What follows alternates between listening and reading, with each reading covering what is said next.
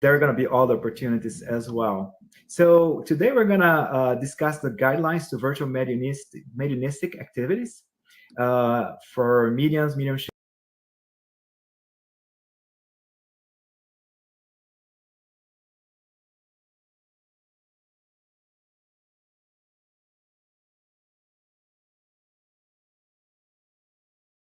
Hello, everyone. I'm JUSSARA KORNGOLD, and on behalf of the International Spiritist Council and the United States Spiritist Federation, I welcome all of you who are listening to this special edition of the Spiritist Talk series that happens every Saturday at 11 a.m. Eastern Time. We are taking this opportunity to bring a special message originally recorded live by JOÁO KORNGOLD from New York, GLAUCIO PESSOA from Georgia, and LEONARDO VIEIRA from Maryland, discussing guidelines to virtual mediumship activities.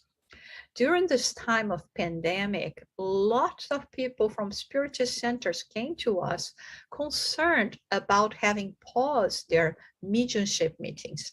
Lots of questions have been raised about virtual mediumship meetings as well. It has been a challenge, but we know the work never stopped. The medium and other participants of the mediumistic group kept working during their physical sleep with the spirits that in a serious and safe way could use their goodwill to do the necessary work. Let's hear more about all these issues and the guidelines brought by the International Spiritist Council in this regard. The United States Spiritist Federation, as all the international community, can really benefit from this video. That is why we decided to share this with all of you. We wish you a very warm and nice continuation in celebrating Thanksgiving with your families and friends. Hope you join us again next Saturday at 11 a.m. Back to our live talks. Welcome, dear friends, from the United States of America. I am Leonardo Vieira, one of the workers of the Spirit Society of Baltimore, located in the state of Maryland here in the U.S. I have been studying Spiritism since 1997 and currently serve as one of the board members of the Society and by conducting talks, group studies, and helping learning in the mediumistic meetings as well. We are thankful for your participation today, and we'd like to express our gratitude for this moment of studying and sharing orientation on the practice and study of mediumship. This is an event organized by the Area of Study and Practice of Mediumship of the International Spiritist Council, strengthening the unification of the Spiritist movement in favor of guidelines for mediumistic activities. The Area of Study and Practice of Mediumship of the International Spiritist Council is responsible for promoting the study, practice, and dissemination of the Spiritist doctrine. The commission is currently composed of 22 countries that in an integrated, collaborative, and collective way have been dedicated to carrying out important actions with a vision to continuous strengthening of this blessed and relevant task. So I would like to introduce our dear friend GLAUCIO, who will help us conduct this work as well. GLAUCIO PESSOA is from the Christian Spiritist community of Atlanta in the state of Georgia here in the US as well. GLAUCIO conducts Spiritist lectures. He's a musician, and with 30 years of experience with mediumship activities, he's currently serving as a mediumship meeting coordinator as well. So GLAUCIO, please go ahead. Thank you, Leonardo. Greetings to all of you. Good morning, good afternoon, good evening, regardless of where you are. We are so pleased to have you here with us. So it's very interesting, Leonardo, that you mentioned the area of study and practice of mediumship. And so that the objectives of the area of practice of mediumship and study be fulfilled, so it's necessary the continuous preparation for the mediumistic activities. So the Spiritist International Spiritist Council prepared a document that helped us eliminate several doubts about the study and practice of mediumship. And during these very special times in which we have all kinds of virtual meetings.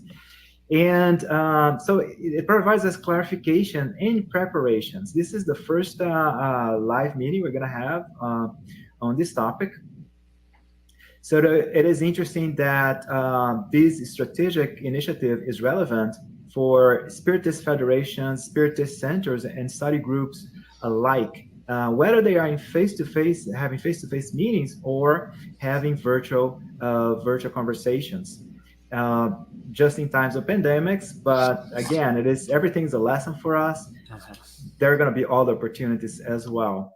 So today we're going to discuss the guidelines to virtual mediumistic activities for mediumships in a pandemic, challenges and accomplishments.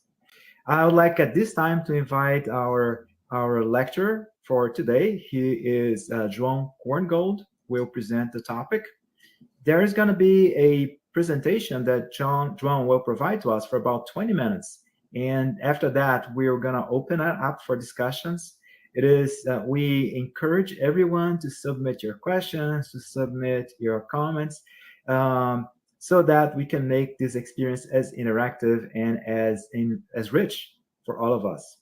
So JOÁO, I'm going to talk a little bit about you. So you are one of the founders and directors of the Spiritist Group of New York and Spiritist Alliance for Books, SAB, and that promotes and disseminates Spiritism in English.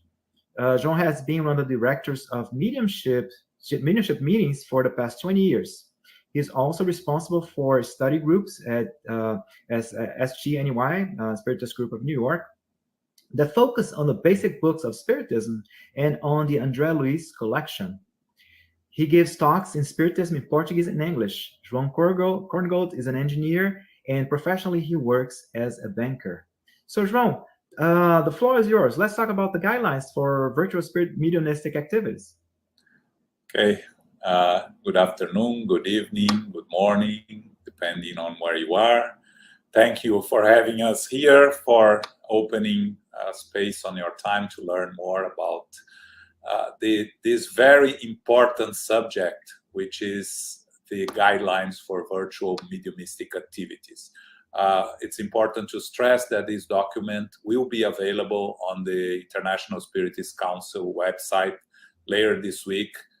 It is available there in Portuguese, but it will be available in English later this week, so you will have the ability to to see it. And actually our short presentation, the idea here is more to have a short presentation and then we have an open discussion, is based on this document that will be published by the International Spiritist Council. So to start, first let's remember the beginnings of Spiritism. Kardec published the Spirit's book on April 18th, 1857. Around 1 year later, he found it was necessary to have a place where like-minded people will meet to study, discuss, and learn more about Spiritism. That's where that's when he founded, April 1st, 1858, the Parisian Study Society, or the Study Societies of Paris, something like that. It's the name in English. So, why he thought it was important? Because he thought it was important to have a place to meet and discuss and to help and assist. So that was the basis for the formation of all Spiritist centers. Of course, it evolved with time, but that's what we have. So what is a Spiritist center? Why do we go to a Spiritist center? A Spiritist center is a place where we go to learn or to be consoled, or both. These are the basic functions of a Spiritist center. And if we go back to Kardec, we know that he traveled worldwide at his time, publishing books, magazines, giving conferences with the objective to reach the largest number of people and making Spiritism known. But this hasn't started with Kardec. If we go back in time, at the time of the early Christianity, we also have Paul of Tarsus starting to disseminate Christianity through letters in a non-presential way. He would send letters, and the letters are famous, and they are a part of the gospel. So his epistles were addressed to distant Christian communities. The same other apostles made use of letters: Peter, James, John, Judas. So these letters would become the basis of the gospel, which was the new doctrine. So as we find nowadays ourselves immersed in this pandemic, and with the necessity of moving away from the Spiritist center and being more in connection with others virtually, which is a blessing. We have to understand this was a beautiful opportunity for people all over the world to get together, to study Spiritism, and to get to know others, right? We are here, me in New York, Leo in Baltimore, Glaucio in Atlanta. We were working together before this pandemic. This was a rare event. It was something that it practically didn't happen. So we have to see this as a positive development on the dissemination of Spiritism. So we can say that the virtual doctrinal activities are becoming more and more indispensable in a Spiritist center. And also, it gives an opportunity for people, let's say individuals who have to travel constantly for work, individuals that have to stay home taking care of children or taking care of elderly, people who have difficulty in locomotion and move themselves, who live in places without Spiritist centers. Actually, before this meeting, we were in a Q&A session at our group, and a lady that lives in Texas that has no Spiritist center around asked exactly this question, without knowing that we're going to go into this live. How can I participate in a mediumship meeting if there is no Spiritist centers around me? So let's continue. So some activities that can be done virtually, and it helps to do virtually, is basic work studies, right? Lectures and studies can be done virtually, and we have been doing that since the beginning of the pandemic. We can do meetings of irradiation and prayer. That can be done virtually, right? As long as we are all connected and all involved with each other. Lectures, we can do youth meetings. They are much more used to virtual meetings and to the media resources than we, the older generation, are, right? So it's much easier for them. So when we talk about mediumistic meetings, mediumistic activities, how do we conduct them in a safe way? At a time when technological tools bring us closer and facilitate communication at a distance, let us reflect on that. First, let us remind everyone that during this period of interrupted in-person activities at the Spiritist Center in regards to mediumship, the spiritual help was never interrupted. The superior spirits are aware of this moment in humanity's trials, and they prepare themselves to help and assist both the incarnate and the discarnate. We can see that in the book Nosso Lar, when André Luiz and the population of Nosso Lar receive in advance the preparations for the Second World War that was was going to happen.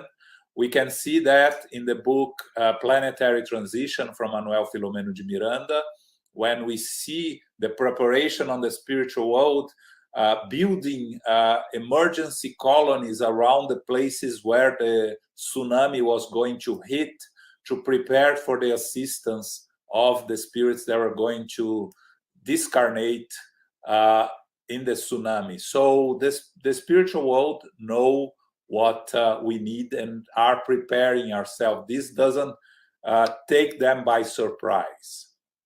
Now, when we talk about our homes, it's important to remember our homes do not offer the protective and homogeneous vibrational barriers found in spiritist centers. And this can represent a state of vulnerability for the incarnate family members. Again, we live with our families. Not all of them may be spiritists or may be interested and may bring different vibrations that can cause disruption in the vibrational levels of our homes. The mediumistic room in a spiritist center, on the contrary, is prepared well in advance, and spiritual guards remain there, ready to interfere if any anomaly occurs. So, going back to Manuel Filomeno de Miranda, he says to us in the book Sex and Obsession, through the psychography of Divaldo Pereira Franco, a mediumistic meeting of any nature is always a noble accomplishment in a workshop of conjugated action, in which its members harmonize and interconnect for the benefit of the results that are pursued, namely the facility for spiritual communications, the relief of the afflicted from both fate planes of life, the education of the disoriented, the special therapies that are applied. In those meetings of obsession, in view of the greater seriousness of the commitment, it is transformed into a specialized mental health clinic in which delicate surgeries are performed on the perispirits of the incarnate as well as of those liberated from the physical body by means of a very careful process, which requires an efficient team as far as the group of cooperators from the physical world is concerned. So you can see by this description of Manuel Filomeno de Miranda how impossible would be for this organization and this environment to be created if we have individuals, each one in a different place in their own homes. So the influence of the environment is a relevant factor and is necessarily related to the quality of the mediumistic practice. Allan Kardec told us a meeting is a collective being whose qualities and properties are the result of those of its members, forming a kind of a bundle. Now, the more homogeneous this bundle, the more strength we will have. So the importance of a mediumistic meeting to be in person cannot be stressed enough. And again, for those that think that they cannot work their mediumship if they're not participating in the mediumistic meeting, I would like to remind everyone that there are many different ways to work our mediumship. Every time you go out and you are doing charity, you are using your mediumship. Every time you are listening to a loved one complain about their lives and you are patiently there listening and giving your ear to this person to vent their frustrations with life and their anger, you are using your mediumship to help. So a mediumistic meeting is one place to use your mediumship, but it is not the only place. Okay? So to finalize, before we open to our discussions and conversations, which I think it's important here so we can have everyone participate, Leo and Glaucio, I'm going to finish with chapter 29 of the Medium's book, item 329 by our codifier Allan Kardec. Study meetings are furthermore quite useful for intelligent manifestation mediums, especially for those who seriously want to perfect themselves. But to do so, they must not participate with the foolish presumption that they are infallible. As we have already stated, one of the biggest problems of practical mediumship is obsession and fascination. Thus, these mediums can be deluded in good faith as to the merit of communications they obtain. We have come to understand that deceptive spirits find an open door when they deal with individuals who are ignorant on this subject. Such away from all supervision, and when necessary, constrain them to have an aversion for whoever might be able to enlightenment. Thanks to isolation and fascination, they can easily lead such mediums to accept everything they want them to. We will never tire of saying there is not only a pitfall in this, but also a danger. Yes, a true danger. The only way to escape it is for such mediums to submit to the supervision of disinterested and benevolent individuals who coolly and impartially judge the communications and who can thus open their eyes and lead them to see what they cannot see by themselves. By listening to the codifier, it is clear of the importance of the mediumistic meetings be done in one place with everyone present at the same time to be protected and to be safe from what the codifier says here, obsession, fascination, that isolation, and even if we are connected to each other virtually, when we open ourselves to use our mediumship, we are going to risk ourselves, our families, and the work of the mediumship itself. Okay, that was my introduction here, and now I would like to bring back Leonardo and Glaucio so we can talk about it. Leonardo, you have so much to say about. We were talking before about the preparation, right? And yes, yeah, why don't yes, you kick it off? Why don't you kick it off the conversation? Sure. Well, João, thank you for your presentation there. You know, you brought a lot of amazing points on the matter here. And I think it's, as you mentioned, it's important for us to digest a little bit with one another and the public as well. As we said before, please make your comments, your questions. We'll try to get to them. But one of the aspects that you have mentioned, João, is this exactly point that, you know, we were talking earlier about our homes not being prepared, right? And there are several elements here that we go, and I would like to just to kind of throw some ideas out there, and we can digest a little bit more if you guys can actually bring more details on it. But one is the idea that what is this preparation? What is the environment that we are right now in our homes to, you know, creating these meetings, or even if we haven't done yet, entertaining on the idea of having a virtual meeting, right?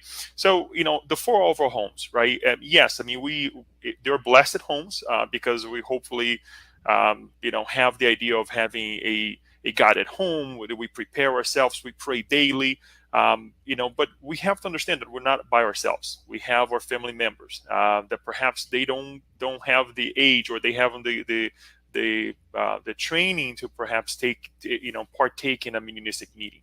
That's aspect number one. The aspect number two that I would like to bring in terms of the environment, and that is the physical and the spiritual as well, as you have said. You know, I would like to bring the knowledge of a hospital, right? When we go to a hospital, we go through a triage type of, you know, process in order for us to be seen by the doctor, right? We have someone that will take our information, our names and all that information, and then we get to see someone, the nurse that will come, will take our temperature, and then, you know, kind of have an idea what's going on with us, and then we get to see the doctor, right? So there is a preparation, there is a work that is done for us to be seen. The doctor, if we go to an ER bleeding, and I don't want to bring any negative image to anyone, will not operate you right there at the ER. You will be taken to a location where you will be assisted and will be operated on to stop the bleeding, to do whatever. The first connection here is that the Spiritist Center is just like an ER, right? That, you know, we're helping other individuals who come to us with, you know, asking for some aid, from some help. And there are certain steps that we have to take. Number one, the preparation. Number two, that it cannot be done just in any place.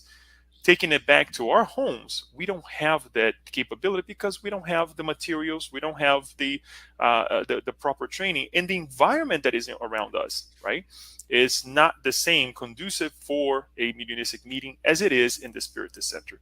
And I dare to say as well that the difficulties that we have, because we're not perfect, and this was actually addressed earlier today, I believe in the Hispanic meeting that we had, that there are sometimes we have some things that we have to, let's say, calibrate with one another. Those workers between, that we encounter at the Spiritist Center. The moment that we go to the Spiritist Center and we sit down, we prepare, we kind of read a passage of a book, The Gospel According to Spiritism, for example.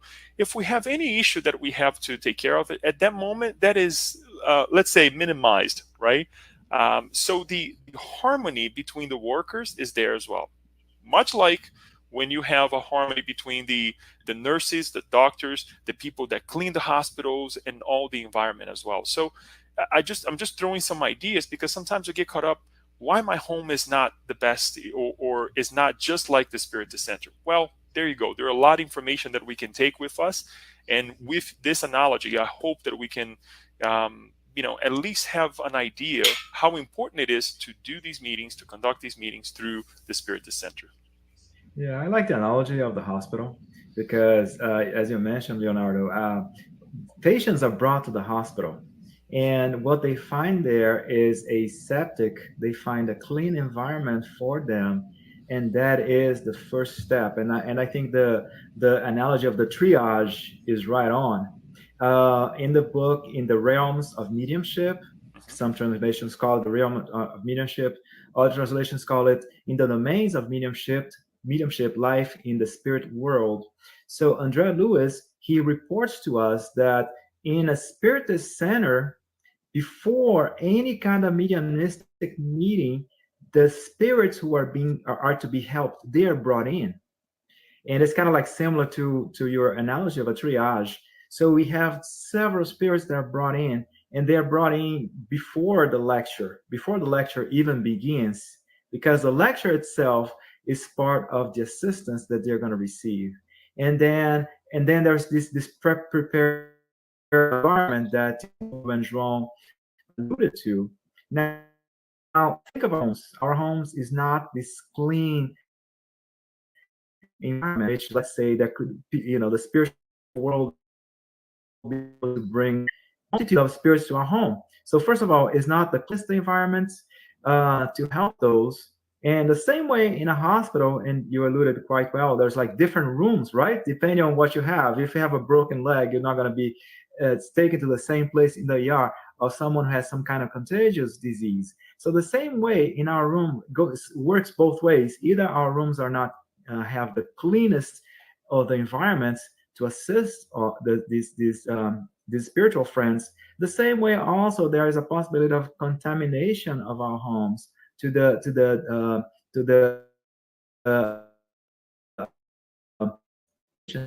negative energy spirits can bring. It works just like, that's why I like the analogy that you brought up about the hospitals, right on. The same way you might get, if the hospitals do not take proper caution, you might get infected. And as you go to a hospital, nurses and doctors included, they're at risk. The same way, there's also that patients might contaminate patients, and health workers might contaminate others as well. And another aspect that João brought, which was right on as well, is the whole point of all of our family members being prepared. A lot of, it's not uncommon for us to have family members that share other beliefs than us. So also it is a disservice, and it'll be actually a lack of charity to expose these other both ways, works both ways, right? To expose those family members to these kinds of energies, and at the same time also expose our friends, spiritual friends already suffering, to some of these possibly disturbing energies that they may find in our homes. João, I don't know if you have any comments or connections. No, I think you guys covered, together we covered the importance of not having in our home, and I think you hit in the nail when you brought the example of the hospital. I think that was a great example. So I would like you guys to expand now on mediumship as charity. I think that's something that I mentioned a little bit on the other ways of using our mediumship, and what your thoughts there? It is quite interesting because in the book This Obsession by Andrea Lewis, he explains, right, to the mediumship workers that the preparation for them starts early. It's very interesting because it starts in the beginning of the day, right, or sometimes even the day before, is this whole preparation that you have to do. So we see here that mediumship, we have, and you brought up this aspect quite well in your presentation, João. Mediumship, we're being mediums not only when we are channeling spirits, when we are talking to spirits. We're being mediums at all times. We're all mediums. We're all exchanging energy. We're all ascending our positive vibrations to our brothers and sisters, both incarnate and disincarnate. So the whole concept of being a medium and having a mediumistic session, and have to have the spirits and talk to the spirits and bring messages to family members. I mean, it is a type of charity. However, the biggest charity that we can provide to both incarnate and disincarnate spirits is this positive energy. Have disincarnated. Think the biggest service we do to them is to send them positive energy. Is the vibration of our love, the vibration of comfort. I mean, that's one example of how mediumness activities, we can be mediums, we can do very important mediumness work outside of what we call this mediumnistic session.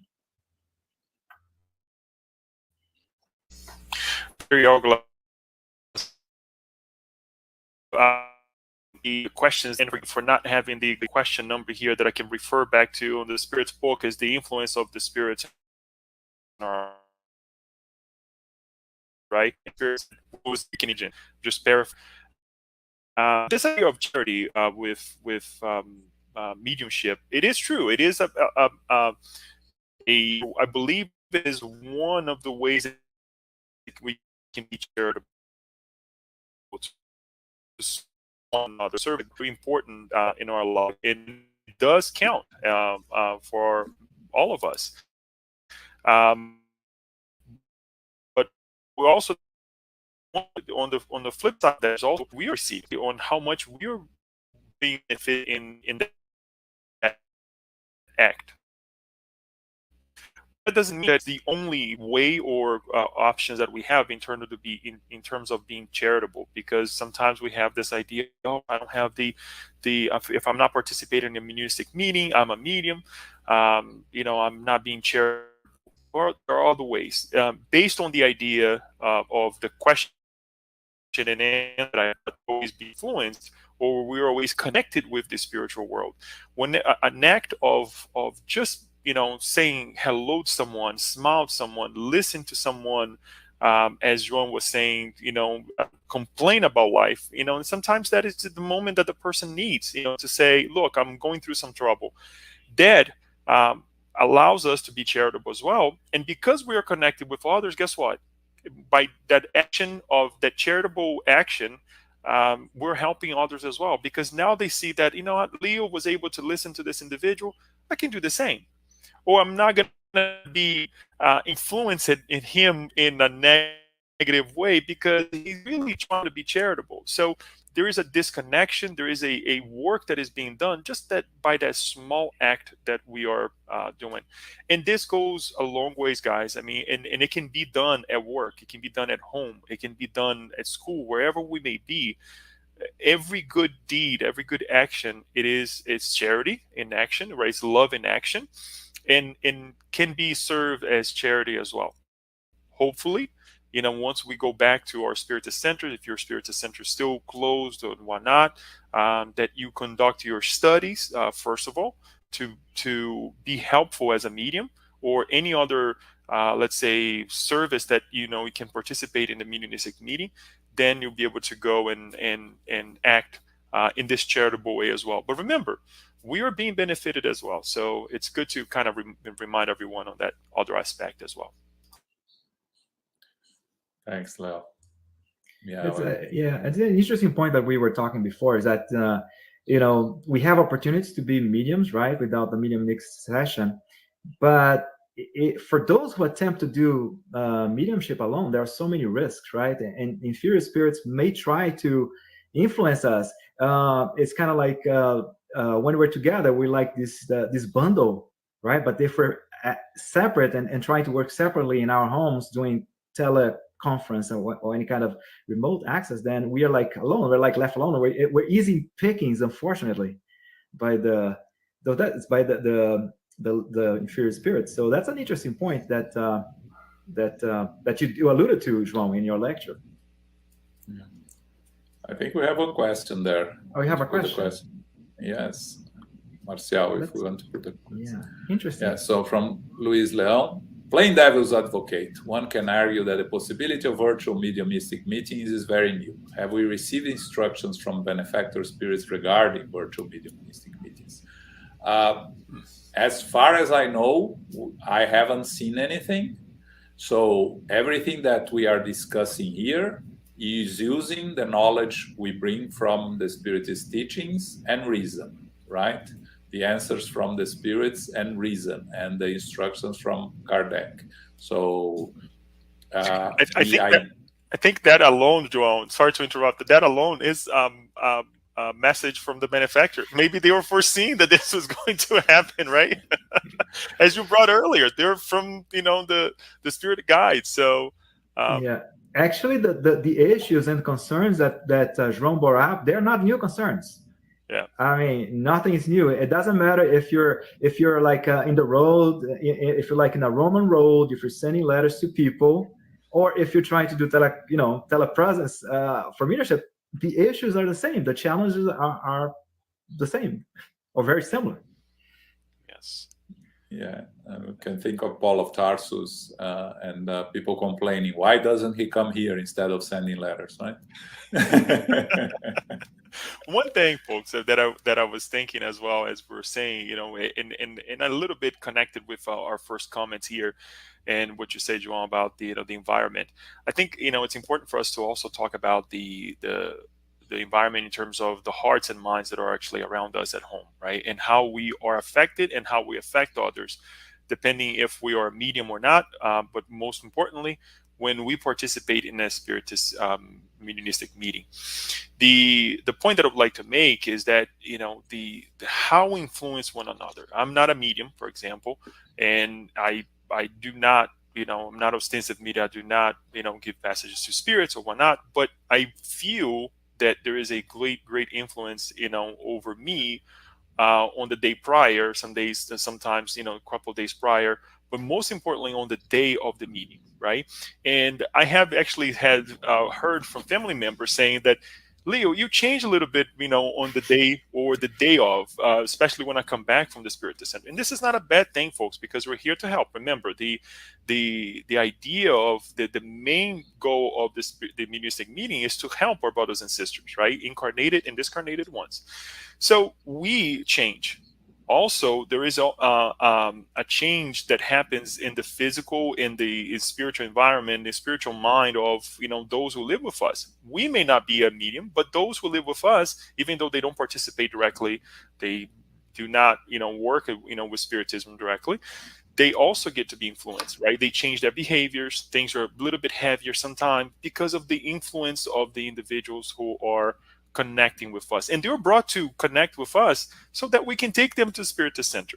One thing that I like to, it's a little bit funny, I dream a lot, and I have had several dreams where the day prior that I'm, somebody's bringing someone to me, one of the mentors bringing someone to me, and I'm out to take that individual to the Spiritist Center, right? So my point is here. I mean, I would like to hear from you as well. Do you feel anything? Do you feel in any changes, when you are participating in this meeting? Have you heard from someone? And that will illustrate how important it is as well for us to do these meetings at the Spiritist Center instead of doing it at home. Because if we're connecting with these suffering minds, what kind of environment are we creating in our homes, right? It can be very detrimental to each one of us and to our homes as well. Right. It's funny that you mentioned that, because my experience was we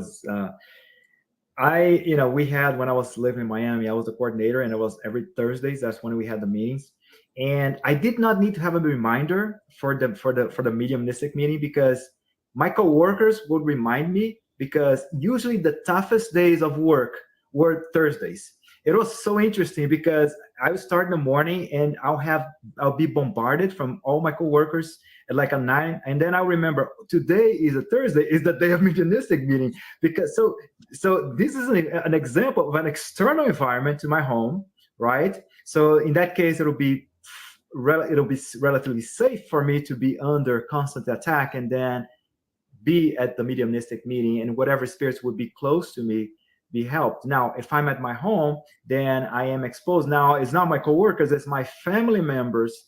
And guess what? My family members don't have the same level of understanding, the same level of protection, of participation of a meeting. So they would be influenced, and that influence might last for longer than just the day of the mediumistic meeting.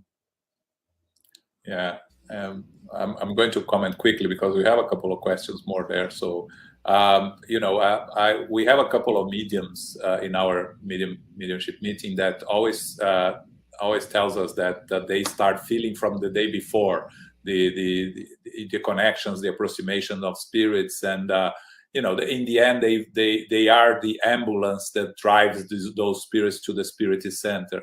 So if you are having those meetings from your home, you're taking using the example of the hospital, you are driving the ambulance to your own home instead of driving it to the hospital.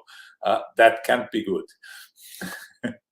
So, but we have a couple of questions more. So, Marcel, you want to put the next one? From our friend Daniel Santos. What to say from those that would justify the virtual mediumistic meeting should be okay because the mechanism is done mind to mind? I think we already commented here, and we've been talking about this of the rest of the environment at our home, right? Here we're not trying to question the ability of the worker of the mediumistic meeting to do a proper preparation, even if they are at home. But the surroundings are going to affect. We are not immune to our surroundings. There's no way we can be completely immune. So let's say I live here, I live on an apartment here. So someone can knock at my door, can call the phone, my dog start barking. All these, even if you are fully prepared, it's going to distract you. And at each distraction will be a breaking point in the connection that is needed in a work of a mediumistic meeting. This is different from studies, because if you're studying and someone is giving you an explanation and you get distracted, you miss the explanation, you can go back and watch it later. If it's recorded, you can ask again. But this doesn't happen in a mediumship meeting. If you get disconnected, you affect the whole environment. And you get disconnected even when you are in the spiritist center. How many times we see Andrea Luiz describing the workers at the mediumistic meeting getting distracted with their own thoughts, and we do. It's hard to concentrate for 1 full hour. So when you are not connected directly to others, the mind-to-mind that Daniel Santos asks is even more. It's even easier for you to get disconnected and for you to lose this connection. So it will be much more harmful, right? Yes. One thing that I would like to, and I think it also will introduce us to the next question here. We don't have to put the next question yet because we can go and separate and answer it. But the idea also here, João, is the physical body, how the physical body plays in the actual mediumistic meeting along with the spirits who are suffering. Many of these spirits, they do not know their condition. They do not know where they are. Some of them are very intelligent. Some of them are able to understand their reality instead of in terms of not having the physical body. But for them to understand where they are, for them to be able to grasp their reality, what is needed is a physical body, in this case, the physical body of the medium, right? To give them this anemic shock. And I'm saying anemic here in terms of the physical body, the reality of the physical body, for them to say, okay, now, I'm able to converse with this other spirit, will converse with this other mind, and receive as well, through this channeling, through this shock, this anemic shock, the proper treatment that I need to go on and change my vibration, right? So it's important when we talk about mind to mind. Yeah, we'll be connected mind to mind, but what is what is the extension of this mind to mind in terms of the reality of helping a discarnated spirit? So I think it's important also to bring to light this idea that physically we ought to be there. And it's funny because earlier today, forgive me, I can't remember which one was. I think it was the Portuguese session that we had, that the speaker was actually saying that sometimes we also we also create all kinds of excuses. Oh my God, today I can't go, car is not working, this is happening, so on and so forth. Well, we need to do some an extra effort to truly be part of the team if we have committed to that work, because we never know when we'll be able to help in that sense as well, not only mind to mind, but also physically at the Spiritist Center, and how we will accommodate ourselves and help others to accommodate themselves in terms of calibrating our intentions or ideas there. So the mind to mind is it can be there, but as you said, João, is not just the mind to mind that we think that, okay, I'm connected with you mind to mind, I'm praying for you. It goes beyond that as well. So thank you. Yeah, it's interesting that, and Danielle, I'm going to connect, but Danielle has a question here. He mentioned about the internet connection, right? So one issue is technical issues. I've been rarely to a live, our live here has been without any hitches, but it's very common for any kind of teleconference or live to run into hitches. And there are technical communications, like Danielle mentioned here, the internet connection being interrupted. It can happen for whatever reason, right? There could be a lightning strike, can be a power surge, can be anything can happen. And so having that during a study group, like João mentioned, you can live with that. You can overcome it. If, for instance, if we're here communicating for whatever reason, I get disconnected, I can log back in and be able to, repeat what I had just mentioned. You may not be able to expect a spirit to go ahead and repeat what he or she just said on a mediumistic meeting. So there's the technical issues as well, and there's some platforms that do not allow people to speak at the same time, and that creates a problem as well, because in the mediumistic meeting, sometimes the medium, the indoctrinating medium may try to be communicating, the spirit is talking back. So there are all these other technical issues that, again, the mind-to-mind is very important. But again, there is all the technical limitations that may hinder efforts impossible, or not more impossible, but a lot more difficult. And actually, I would like to add something that I haven't thought here, but it was brought to me by Luis before the meeting. Can you imagine the dangers of the mediumship meetings being recorded and posted on the internet? Yes, or hacking, right? Being hacked. Yes, Yeah. Open a can of worms there that is very dangerous, right? Right.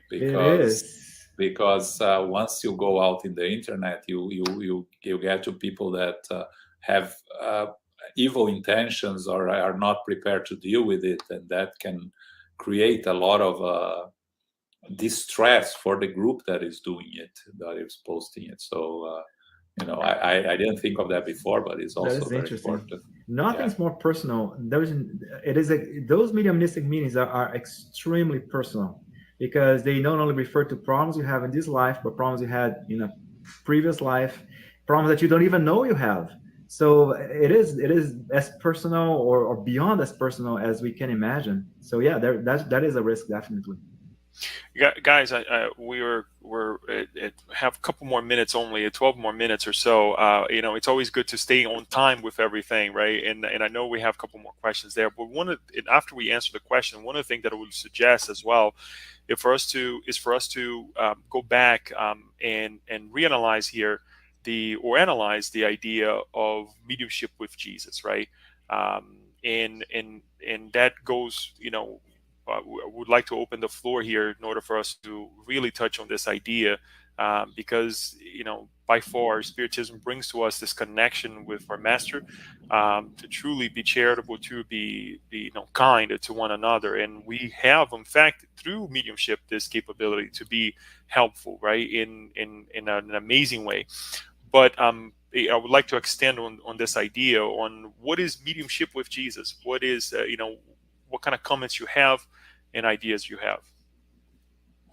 I'm glad you brought this up, because this is something that Elmo, one of the other directors of SGNY, always brings, that Spiritism teaches us to practice mediumship with Jesus. And why is this different from others? Because mediumship is not something that Spiritism invented or brought or have any exclusivities. Mediumship is out there. So in Spiritism, we talk about mediumship with Jesus because we practice mediumship with the sole intent of upgrading ourselves and helping others. And that's following the teachings of Jesus, right? So we don't practice mediumship for funny business, for curiosity. True Spiritists practice mediumship to help themselves and help others, to grow spiritually. And that's mediumship with Jesus. Yeah, and the opportunities that we have. A lot of times we think that we are helping. We think we're helpers, but we are, we are the simplest of the workers. And a lot of times we are so benefited from the lessons that we learn from those spirits that we are helping, that we are assisting. But there is so much in their experiences that can help us, enrich us, and in a sense make us realize things, the importance of things, and how to live better, and to be alluding mediumship to Jesus, to become better Christians as well. There's a question here from Luis Villau, a very interesting one about ectoplasm. Mhm. May one argue that ectoplasm is essential in a mediumistic meeting, even one of intelligent effects, and that it would not be available in a virtual environment? Could you comment on that? That's a very interesting question. Wow, the ectoplasm that he's referring here, obviously, it would be, what we have said in terms of the environment, right, and what we create, and how we manipulate the universal cosmic fluid around us, and that goes in anything that we do in our lives, on how we think, how we feel, how we express ourselves. That obviously, as much as we try, as much as we connect with one another, online, we wouldn't be able to create and connect this ectoplasm, my creations with your creations. But most importantly as well, as João mentioned this earlier today, that the preparation of the Spiritist Center happens, way before we start that meeting, right? The spirits are being connected with us, or prepared to be brought to the Spiritist Center hours, if not days before we go to the Spiritist Center, or we hold the meeting. So the connection all throughout of these creations that we emanate, that we do, should be, it's so homogeneous, and that may not happen, and it will not happen if we're doing these holding these virtual meetings, right? Instead of actually going to the Spiritist Center. So I hope that helps. I don't know if you have any more comments on it. Yeah, I think I'll address this together with the next question that he posted, right? What could be a strong definitive justification not to do virtual mediumistic meetings? This may I suggest the safety of the medium. Exactly, that's you're right on the point. The safety of the medium is the most important thing here that we should be concerned with, and there is no guarantee that the medium will be safe when they are working from home by themselves. The spirits cannot provide, the spiritual assistance cannot be provided for someone that is isolated in their home in a virtual environment. It is a very important point, Luis, that you brought. And I think it's, in the end, if we can take one thing from all of this, is the safety of the medium is what matters most, and we cannot guarantee the safety of the medium at home, okay? And I just want to point here, we are not talking about a mediumship practice at home by someone like Divaldo Franco that is receiving a psychography. This is different. We're talking meetings here of providing assistance to suffering spirits, right? Very well. Yeah. The one thing that I would like to connect to this, what he just said, with the previous point that we brought in terms of connecting with Jesus, the work with Jesus in the mediumistic meeting, is also Jesus taught us to do this collective work. He didn't work by himself, even though he was a perfect spirit that came, and he's still here, helping us.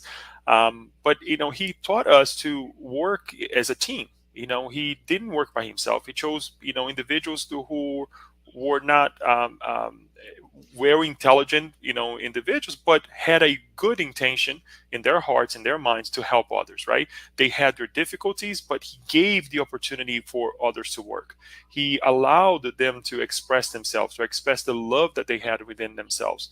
And that, is how we also come protected, because we're working together. For the medium, for those who are, conversing with the spirit, for those who are applying the passes, those just to are in the mediumistic meeting, providing help with the environment, praying, sending good vibrations.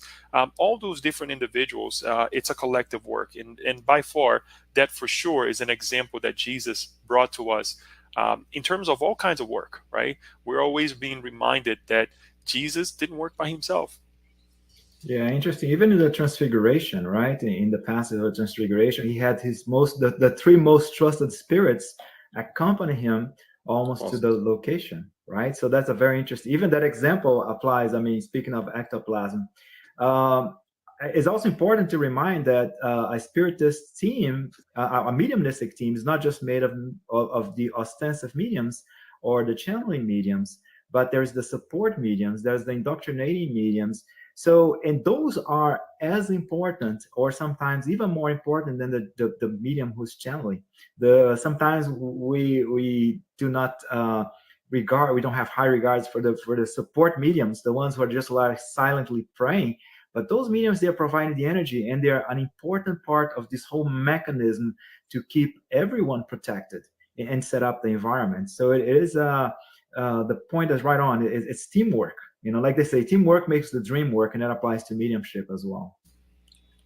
Good. Yeah. Well, I think we came to the end, right? 3 minutes left. So on my part, I want to thank you all that watched. Thank you, Leo and GLAUCIO, for being part of this very nice discussion. And I'll pass to you guys. Well, thank you, João. Thank you, GLAUCIO, as well. Thank you, for a huge thanks for the International Spiritist Council as well, for giving us this opportunity to work together, to enlighten our lives together, and to bring again some light in this idea. One thing that we know for sure, right? We have the foundation of Spiritism, to guide us in this matter. The Medium's book is, it has a lot of information on the matter. The André Luiz collection, Manuel Filomeno de Miranda, teaches us so much as well in the matter as well, that we have to work together, that we have to be physically in the Spiritist Center for these meetings. There are many ways that we can be charitable, but at the end, we need to be safe. We have to keep the safety as well of our friends, of our family members, and both spiritually and physically as well. So thank you, everyone, and I'll pass the word to GLAUCIO. Thank you. That is awesome. And again, I'd like to thank João and Leo for providing their comments. I did learn a lot from both of you. I am appreciative of that. I am thankful to the Spiritist International Council for providing us the opportunity for a conversation. And I'd like to thank all of you who participated with us, took 1 hour with us and provided your feedback, your comments. Everybody, this is a dialogue. So this was a very enriching opportunity for all of us.